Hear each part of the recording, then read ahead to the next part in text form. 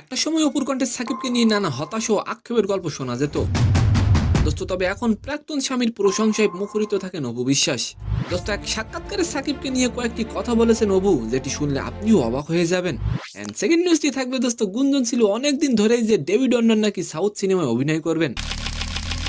দোস্ত, আর এবার জল্পনা কল্পনা শেষে অন্নান নিজেই সবকিছু প্রকাশ্যে আনলেন। তো নিউজ দুটি জানতে অবশ্যই ভিডিওটি সম্পূর্ণ দেখবেন। দোস্ত, সাকিব খানকে 2008 সালের 18 এপ্রিল গোপনে বিয়ে করেন অপু বিশ্বাস। তাদের বিয়ের 8 বছরের মাথায় জন্ম নেয় তাদের প্রথম সন্তান।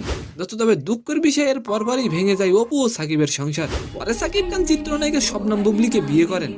দোস্ত, তবে দুঃখের কথা, সেই সংসার আবারও কিছুদিন পর ভেঙে যায়। দোস্ত, সাকিব খান নতুন করে আবারও বিয়ে করে সংসার করুক, আপনি কি চান? অবশ্যই কমেন্ট করে যাবেন। দোস্ত, একটা সময় অপুর কণ্ঠে সাকিবকে নিয়ে হতাশ ও আক্ষেপের গল্প শোনা গেলেও এখন প্রাক্তন স্বামীকে প্রশংসা করেন তিনি। দোস্ত, সম্প্রতি এক সাক্ষাৎকারে অপু বলেন, সাকিব আমার স্বামী।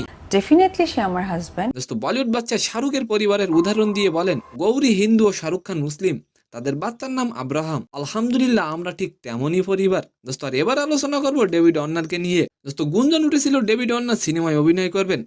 দোস্ত, আর এবার ওয়ার্নার নিজেই জানালেন ভারতীয় সিনেমায় তিনি অভিনয় করছেন। দোস্ত, ওয়ার্নার রবিনহুড সিনেমার একটি পোস্টার শেয়ার করে সিনেমায় পা রাখার ঘোষণা দিয়েছেন। তো সম্মানিত দর্শক, আজকের ভিডিওটি কেমন লাগলো অবশ্যই কমেন্ট বক্সে জানাবেন। আর ভিডিওটি যদি ভালো লাগে অবশ্যই একটি লাইক দিয়ে আমাদের চ্যানেলটিকে সাবস্ক্রাইব করে দিবেন। ধন্যবাদ।